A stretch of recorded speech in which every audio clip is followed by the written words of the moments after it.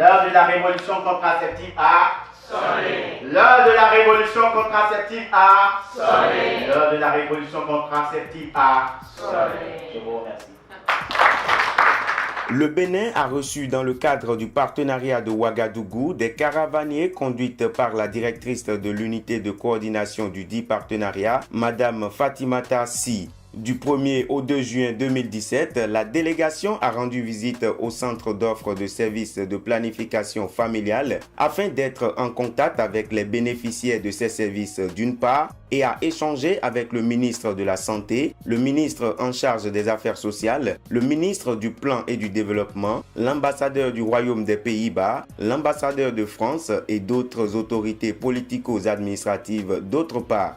L'objectif de cette caravane est de constater les progrès réalisés par le Bénin dans le processus de mise en œuvre du plan d'action de la planification familiale et son adaptation aux recommandations de la phase d'accélération 2016-2020. Nous avons beaucoup vu que parmi les pays qui ont eu beaucoup de succès, ils ont eu à peu près une augmentation de 1% par an en termes de taux de prévalence contraceptive.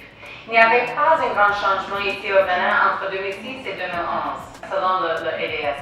Mais si on prend les statistiques de Track 20 qui sont sorties en 2016, vous avez eu une augmentation de 5% entre 2012 et 2016. Et ça, c'est ça montre un vrai changement ici au Bénin. Cet objectif très ambitieux requiert l'engagement de tous, y compris de la part de nos partenaires. Et votre présence dans cette visite est également un signe tangible de votre volonté à accompagner notre pays. Le gouvernement de son Excellence Patrice Talon, président de la République, voudrait vous assurer que le fruit de vos réflexions sera utilisé avec efficience pour le bien-être de nos populations. Cette initiative s'inscrit dans la suite logique de la 4e réunion annuelle du partenariat de Ouagadougou, tenue à Cotonou en décembre 2015, qui a permis de célébrer l'atteinte des 1 180 000 femmes additionnelles sous méthode contraceptive moderne et de s'engager dans une nouvelle phase d'accélération visant à atteindre 2,2 millions de femmes à l'horizon 2020. Au Bénin, l'un des 9 pays francophones membres du partenariat, la prévalence contraceptive est de 12,5% selon l'enquête MICS de 2014 et la tendance des données actuelles ne permet pas d'atteindre les objectifs fixés pour 2018. Cependant, à l'horizon 2020, l'espoir est permis vu le dynamisme affiché des organisations de la société civile dans la promotion de la planification familiale.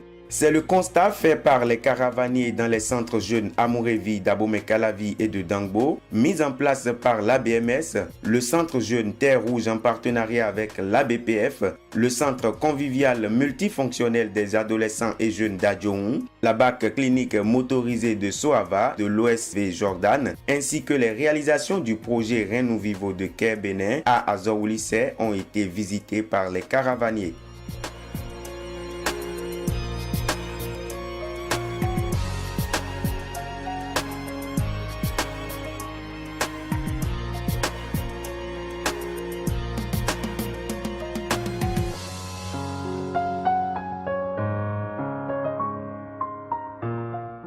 Pour Madame Fatimata Sy, au-delà des questions de santé, le développement du leadership et l'esprit d'entrepreneuriat, le processus d'association des jeunes aux prises de décision les concernant est un facteur déterminant. Se félicitant d'une telle initiative, elle s'engage à faire un plaidoyer pour sa mise à l'échelle.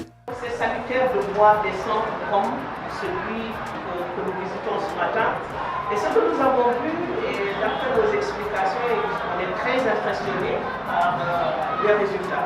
On est très impressionnés par l'approche.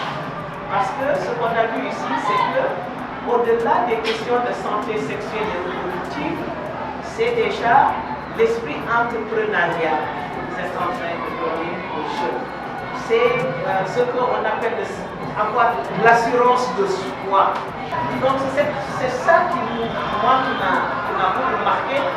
Maintenant, le défi que nous avons, c'est d'avoir une masse critique de ces jeunes leaders. Il faut que vous soyez des milliers de leaders dans ces millions de jeunes pour pouvoir amorcer donc tout ce que nous voulons voir, ce que notre société, ce que nos pays doivent devenir demain. Parce que comme on dit, c'est vous l'avenir de demain. Donc ça se prépare maintenant. Et ce qu'on a vu, c'est que vous êtes en train de préparer ça maintenant. Donc vraiment avec tout ça, nous vous disons grand merci et bon courage. Je crois que vous y êtes et vous avez des messages très clairs. Vous savez où aller. Je pense que nous autres, on a entendu ce qu'il nous faut, c'est tout simplement vous accompagner. Donc on va être derrière, on va être laissé devant et pousser pour que vous réalisez ce que vous avez dit.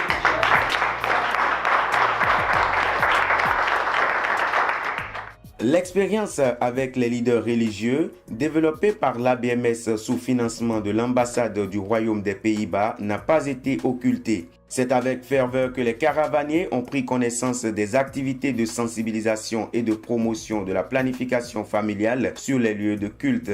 La cerise sur le gâteau a été la présentation du projet Transform mis en œuvre par l'ABMS sous financement de l'USAID.